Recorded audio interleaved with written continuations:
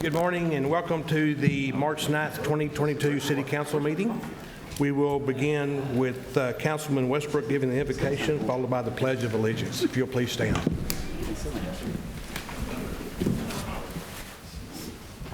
Please pray with me. Almighty and ever-living God, we're grateful for the many blessings you've bestowed on our city. As elected leaders, we ask you for the courage to do your will and the strength to see it through. You've also told us we should but ask and it shall be given. We ask now that you end the conflict in Ukraine and the oppression of its people. We ask all these things in your Son's name, Christ Jesus. Amen. Amen.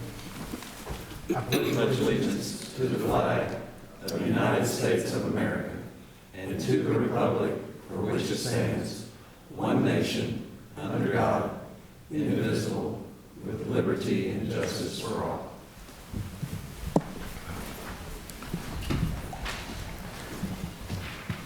All right, we will start with the minutes from January the 26th, 2022. Move to approve as presented. Second. Motion by Westbrook, second by Curtis. All those in favor say aye. Aye. Opposed? Motion carries. P1. Kate. Well, good morning, Mayor and Council. How are you today?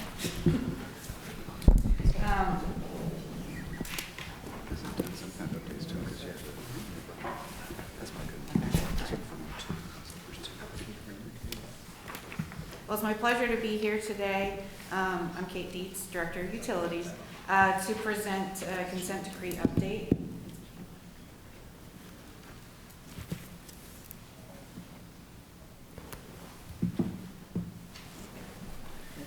I'm good. All right, great. To present a consent decree update. And I have Jim Forbes here with me. And Jim Forbes is president of Pipeline Analysis, a specialty engineering firm that performs sewer collection system analysis, testing, and inspection.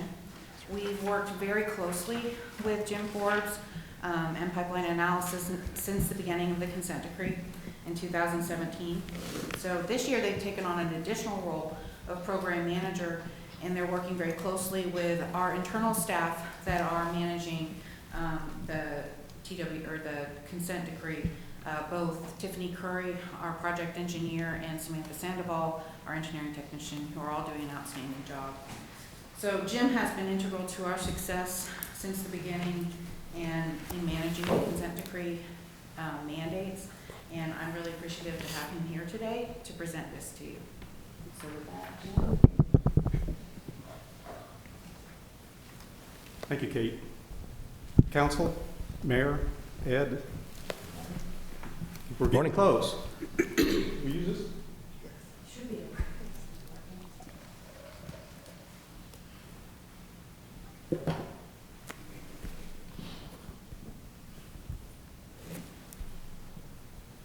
I'll just use the clicker. Thanks, Jim.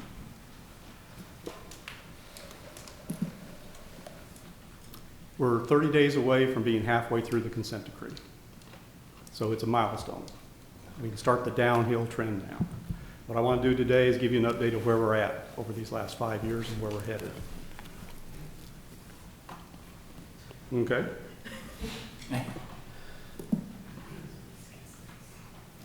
I don't think we want to know that schedule. Someone's schedule. No, that's not my schedule. Okay. We'll try this again. If we look at the population growth of Tyler, along with the sanitary sewer system, you can see it's tracking pretty close. As population grows, so does sewer. Unfortunately for the consent decree, as your sewer expands, we have to evaluate that as part of the consent decree. So we started out in 2017 on April 10th with the consent decree started, and we were somewhere around what we estimated was around 620 miles of sewer. We're up to around 700 miles of sewer now. So it's a lot more assets out there than anybody thought. We started out with what we thought were 8,500 manholes in the system. At last count, we're at 11,056. So there's a lot of system out there that was not mapped previously that has been mapped since. As we look at what EPA is looking at is your number of sanitary sewer overflows per 100 miles of sewer. Since we started in 2017, it was at 15 SSOs per 100 miles. Last year we were down to 9. Today, as of right now, we've had 5 SSOs so far in 2022, which puts us at 0.7 SSOs per 100 miles. I anticipate that's going to go up as we get into the wet season. And some of our big capacity projects are now under design and starting construction, which will impact that. But the trend is in the right direction. If EPA is looking at us, which I'm sure they're monitoring us along with TCEQ, the trend is down, and that's a good thing.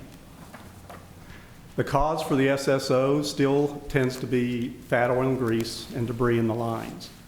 To attack that, the city has initiated a pretty comprehensive fat, oil, and grease program where all the restaurants, all the cafeterias, anything with a grease trap is inspected at least once a year. Any of the bad actors receive notification of violation, and a follow-up inspection takes place to make sure that those grease traps are being pumped out regularly so that grease doesn't end up in the sewer, causing blockages and overflows. So that program has been ongoing and is going in the right direction also. The cleaning, we're way above where we need to be for the cleaning of the system. Under the consent decree, all the lines are to be cleaned with a minimum of 100 miles per year. If you look at where we progressed since 2017, we're way ahead of schedule on the cleaning. We have a ways to go, but we're getting there. And keep in mind, if we were to put the Tyler sanitary sewer system pipe end to end, it would reach from here to Atlanta, Georgia. And that's a long ways. And in between there's some 11,000 manholes. There's lift stations, and all those assets have to be inspected and evaluated. Manhole inspections, we had 5 years to complete the manhole inspections. They are complete. As you can see, the manholes, there's various condition ratings for these manholes. Some are pristine, just brand new. Others are in need of replacement. And you can see on that photograph on the right, some of the manholes were a little more difficult to access than others. So it's been a while since that manhole was last opened. I can assure you our crews didn't have chainsaws with them at the time, but they did get these open and we did do the inspections as required. Some of them you needed a boat to get out to. There's some real swampy areas in the city of Tyler. And these right-of-ways were not cleared in many years. Now they're being cleared. That progress is ongoing also. So now we have access to these assets so we can evaluate them and, importantly, be able to, for the contractors to access these for repairs. Closed-circuit television inspection. We put a closed-circuit camera in the lines. We have to inspect every inch of pipe in the system. So all those 700 miles of sewer have to be inspected within 8 years. We've moved up that schedule to try to complete it in 7 years. And there's several reasons for that, so we can repair any of those problems within the consent decree. So any defects we find have to be repaired within the 10-year program. Since we're moving this up to 7 years, it gives us an extra time period to repair some of these defects. And based on cost of materials and cost of labor and construction cost, we expect costs to go up. So the sooner we can get this done, probably cheaper it will be in the long term. The Group 1 remedial measures, LAN did the design on that project. It has been completed, and it was completed on time. And this involved both manholes and mainline sewer repairs. The Group 2 remedial measures being performed by KSA. That work is essentially complete now. So it was completed on time, and that project is now behind us. The Group 3 remedial measures being performed by KSA now, that work is ongoing. You can see in the picture in the center there, that's what we call pipe bursting. That's where we go in and we break the pipe out and we pull a plastic liner behind it. So we basically replace the line and we can make it bigger. It's a 6-inch clay pipe. We break it up and make it big enough that we can bring an 8-inch line behind it and then reestablish the service connections. So you basically have a brand new pipe without open cutting the entire street. So that's pipe bursting. The photograph on the right, I want to talk a little bit about. This is a major project. This is what we call cured in place lining. So on the bottom left is bypass pumps. We have to this is a 54-inch pipe going to the treatment plant. It's concrete pipe in very poor condition. It has historically had some failures in the past that have emphasized the need for some of this rehabilitation. It's a 54-inch pipe. All that flow has to be bypassed while they're doing the work on each section of pipe. The center pipe, or the center photograph, shows the liner. It's a felt liner that they impregnate with a resin.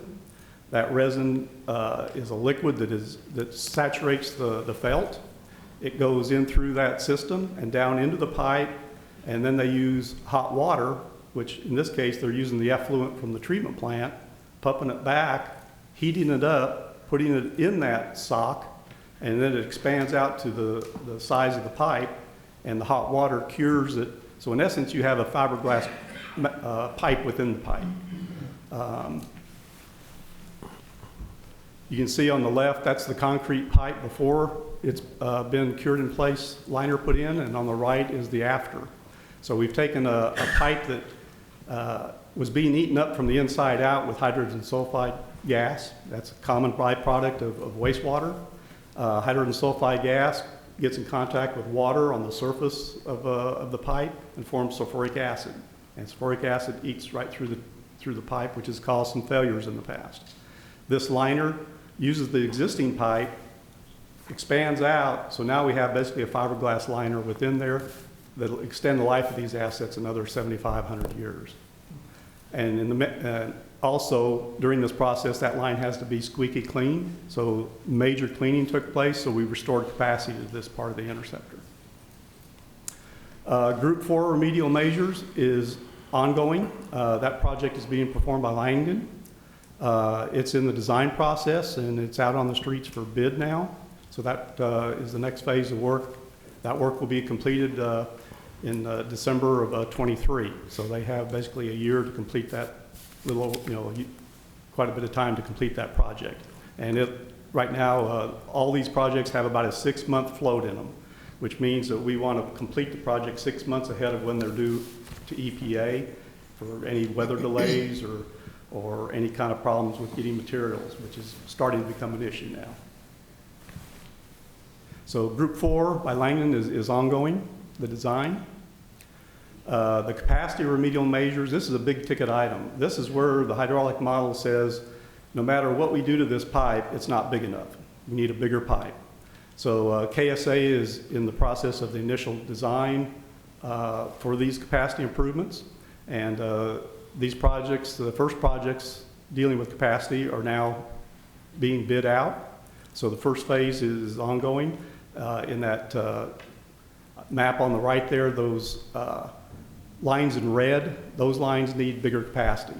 So those are lines that have been targeted for either, depending on the design, it may be a parallel line, it may be open cut, make it bigger, but we don't have the capacity to handle current and future flows, and that's why it needs to be bigger.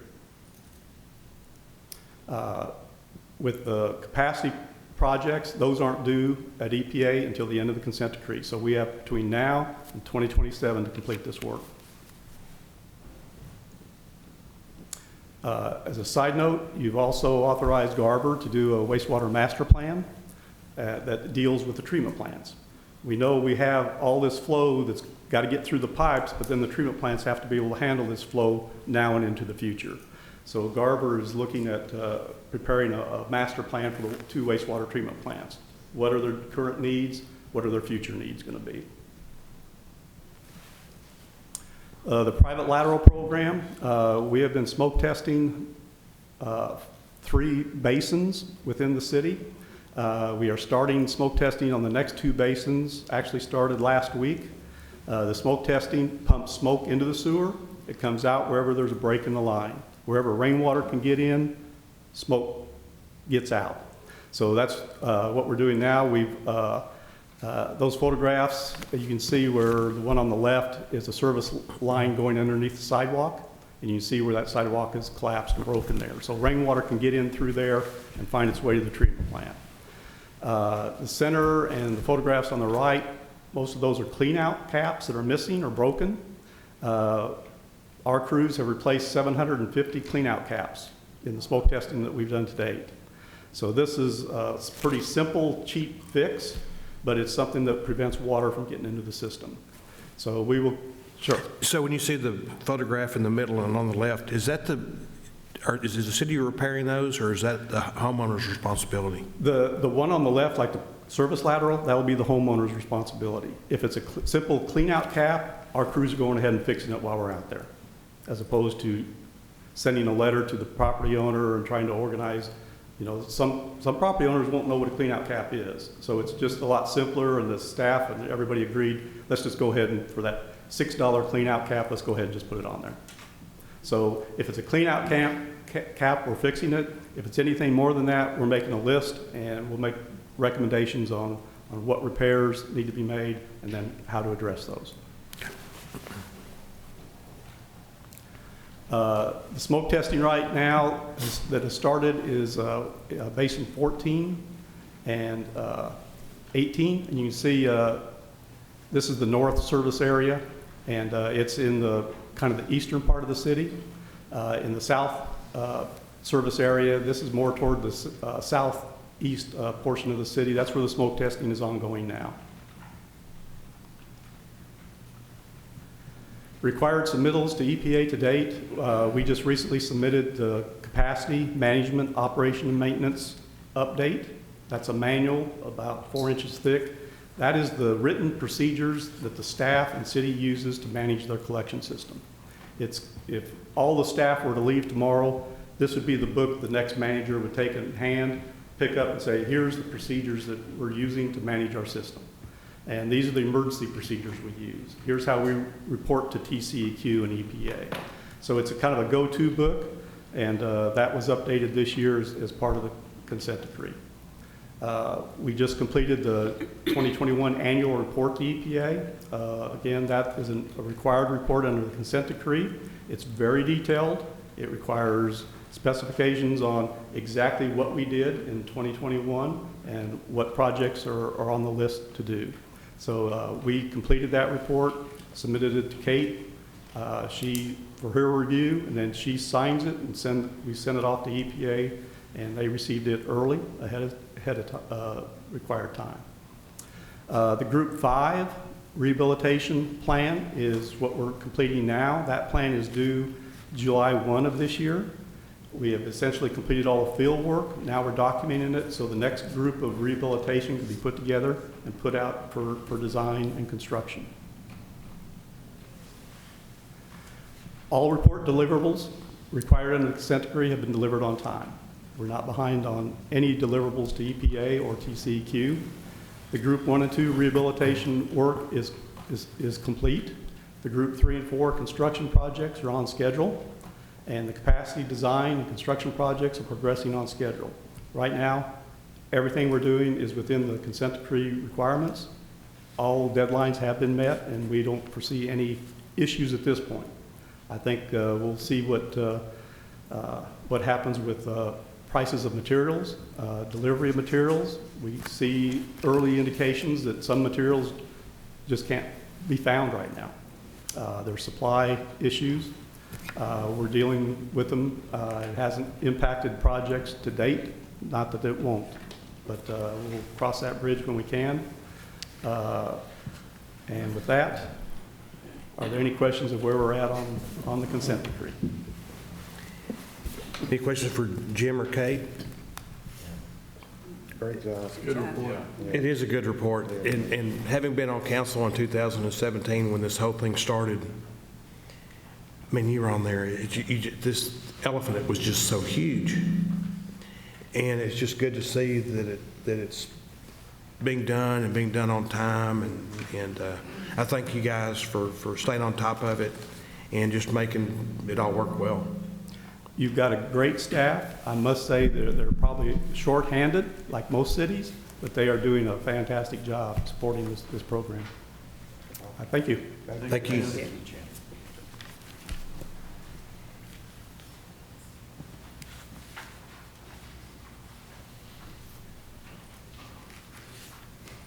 Good job, Kate.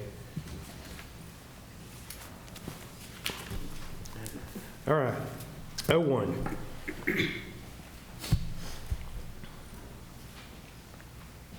Good morning, Mayor and Council. Good morning. As the city clerk for the city of Tyler, I come to you today to certify that when the deadline of 5 p.m. on February 18, 2022 passed, only the following unopposed candidates had filed an application for a place on the ballot, and no one had filed a declaration of write-in candidacy for the Tyler City Council election scheduled to be May 7, 2022. Only applications received were from Don Warren for Mayor at Large, Broderick McGee, City Council District 2, James Wynn, City Council District 4, and Brad Curtis, City Council District 6. This unopposed status and the fact that no proposition is scheduled to appear on the ballot for the Mayor at Large and Districts 2, 4, and 6 will permit the Tyler City Council to take advantage of Texas Election Code Sections 2.051 through 053, which allow the City Council to cancel the election and declare the unopposed candidates elected to office. So on receipt of this certification, the unopposed candidates will not be sworn in until after election day, which will be May 7th. And at that time, the governing body will issue a certificate of election to the unopposed candidates, and each candidate will be sworn into office in the same manner provided for the election, the candidate elected at an election. So this morning, I'm requesting that the City Council consider adopting an ordinance canceling the election for the Mayor at Large and the Tyler City Council members for Districts 2, 4, and 6 scheduled for May 7th, 2022, and declare the unopposed candidates elected to office.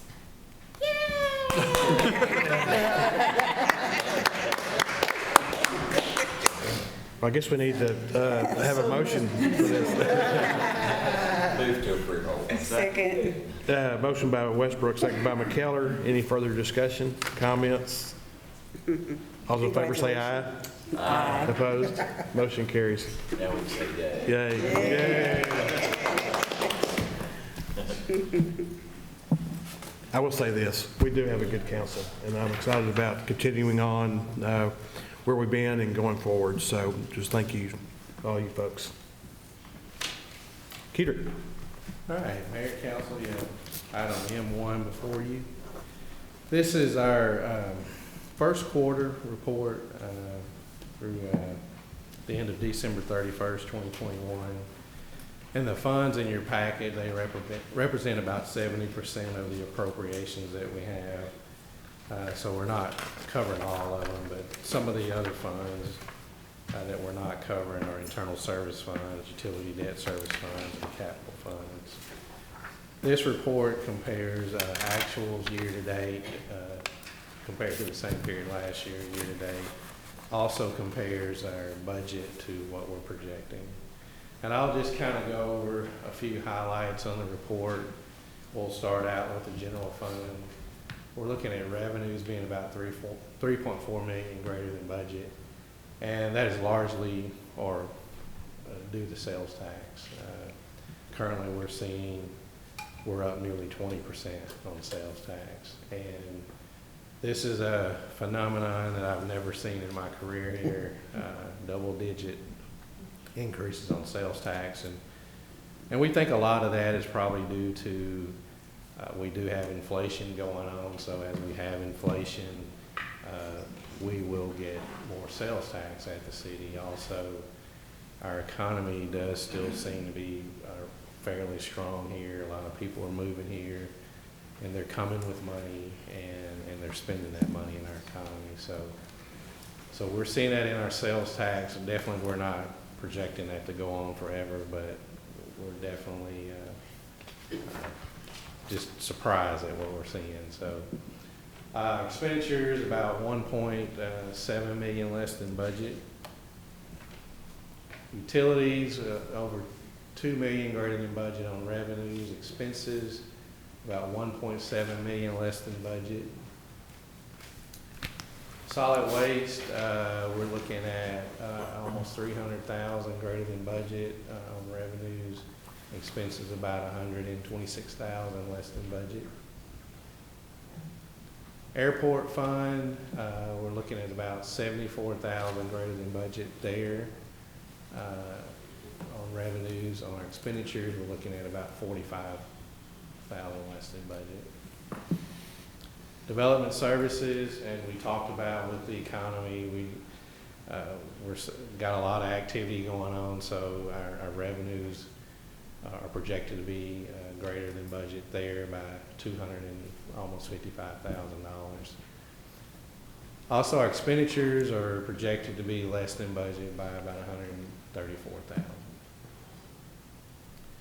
Hotel tax fund, this fund is definitely has rebound. We're seeing good numbers there. We're expecting revenues to be about almost 404,000 greater than budget, and expenses we're expecting to be about 148,000 less than budget. We definitely have surpassed our numbers as we went into the pandemic, and actually we surpassed those numbers last year as we were in the pandemic. About January, February last year, we started to actually surpass numbers from a normal year without having COVID in our lives. So that's the hotel occupancy tax fund. Our employee benefits fund, we're looking at revenues to be about a little over $1 million greater than budget. That's due to some ARPA funds that we're planning on getting reimbursed on some COVID-related health expenditures. So that's why it's $1 million over. Also, our expenses are expected to be about 641,000 less than budget. With that fund, we're still looking at ending the year with at least a $4 million fund balance. So that is a pretty healthy fund balance for that fund. That concludes the report. If you've got any questions, I'll be glad to answer them. Any questions for Kedrick? It's a great report. I'd like to see a little more enthusiasm from you. Okay. Do you want Cassandra to come up and do this presentation as well? I'm sorry, did I put you to sleep? I mean, you're supposed to be going, yes! Okay, all right. He's tired after all that work he's put into it. Well, I figured you'd like to have fun here, so. All right, if there's no questions for Kedrick, I'll entertain a motion. So moved. Motion by McKellar, second by McGee. Any further discussion? All those in favor say aye. Aye. Opposed? Motion carries. Thanks, Kedrick. Here we are to the consent agenda. Is there anything to be pulled, or I'll entertain a motion. Move to approve the consent agenda as written. Second. Motion by Curtis, second by Wynn. Any further discussion? All those in favor say aye. Aye. Opposed?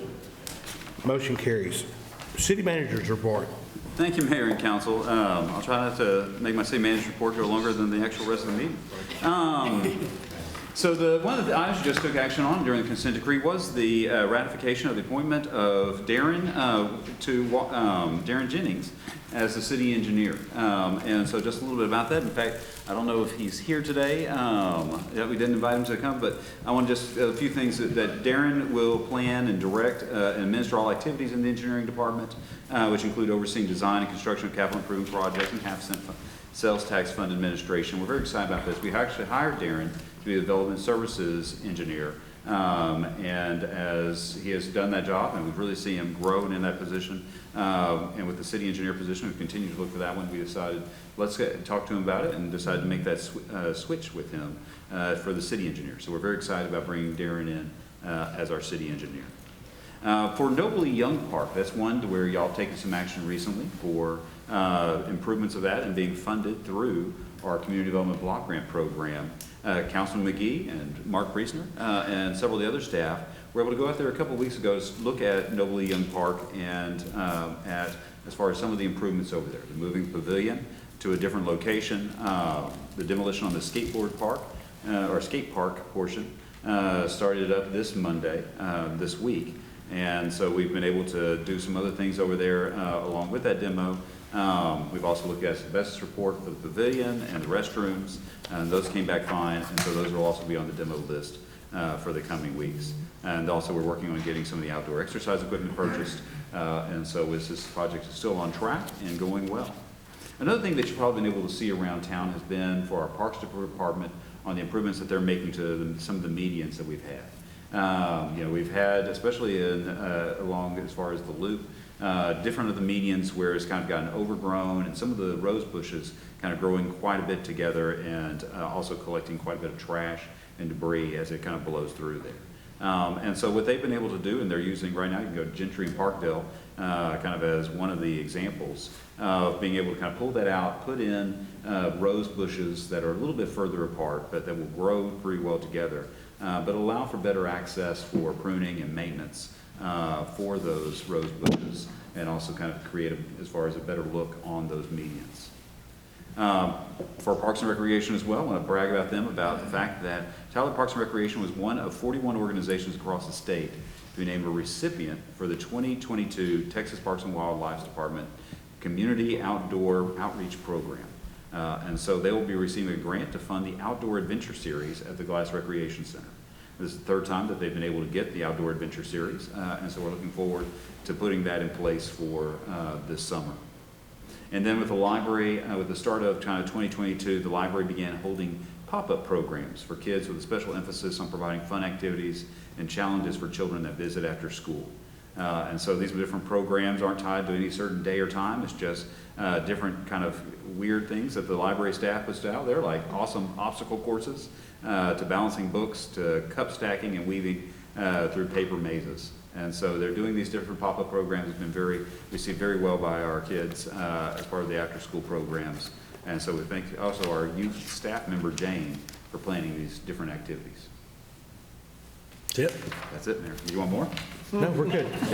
Any comments for the city manager? No? Okay. We do have an executive session today. I'll read this. The city council may go into executive session regarding any item posted on the agenda as authorized by Title V, Chapter 551 of the Texas Government Code. Notice is hereby given that the city council may go into executive session in accordance with the following provision of the Government Code. Under Texas Government Code, Section 551.074, personnel matter to deliberation regarding the following: the employees' duties and evaluation of the city manager. Any final action to be taken by the city council will be taken in open session. We'll probably be back there for 45 minutes or so, maybe longer, maybe shorter. We may have action, we may not. So stay tuned, and we'll be back. Thank you.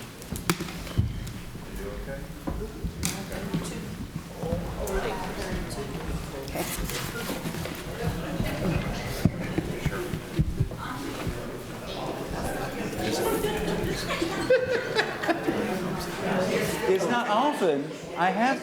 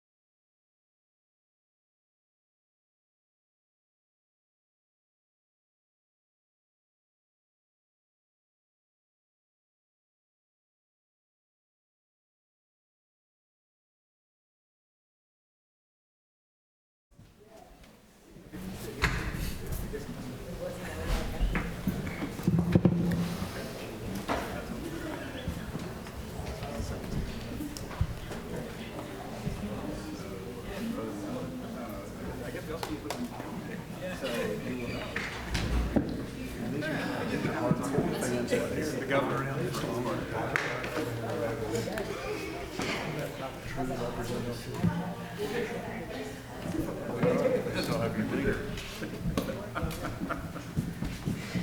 I did say it's part of my body, technically.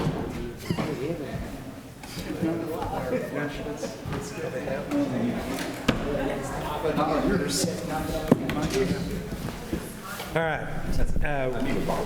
We are back from executive session, and we do have an action item. Ready? Mr. Mayor, I move that we authorize the following amendments to the city manager's employment contract. First, annual salary in the amount of $260,000 to be applied on October 1st, 2021, and deferred compensation deposit in the amount of $19,500 plus all taxes that accrue on that amount to be paid on or about April 8th, 2022. All other employment contract terms to remain the same. Second. Got a motion by Curtis, a second by Wynn. Any further discussion? All those in favor say aye. Aye. Opposed? Motion carries. I will say, Congratulations. I will say I this. think they were all hoping you probably did. Are they going to fire him today? Finally? That's why they stuck around the wall. Yeah. It's quite a crowd. And Colin's here, just make sure that all the equipment still works. Thanks, Colin. Well, it is good to see, it's good to see everybody back there, and I'll just say, congratulations, Mr. City Manager. We appreciate your service to the city. Our discussions are nothing but favorable and about you and what you've done in the past and your plans for the future, and we appreciate your vision. And as Kedrick mentioned in his presentation, the city's in good shape, and it just didn't happen by mistake. And it happened because we've got good staff, and it happened because we've got a good city manager, and it happened because you got a good city council. So thank you for everything you do. Before we adjourn, do you want to say anything, or? Thank you. You know, the mayor said it earlier back when, after Cassandra did all of the hand motions about not having to have an election. This is an outstanding council, and it is, and that doesn't happen by accident either. Y'all have committed to this. You are just, the amount of support that you give to myself, to the city staff, to the citizens, I haven't seen a council like this in the other places that I've worked, and definitely in other places in Texas. We watch just to make sure that we always feel better about ourselves, just because of how good the job you guys do. And so it is a privilege to work for you.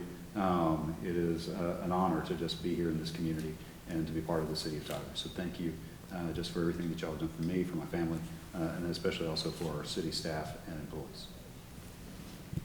Thanks. Any other comments before we adjourn? Congratulations. Congratulations. Okay, I'll entertain a motion to adjourn. So moved. All right, we're Second. adjourned.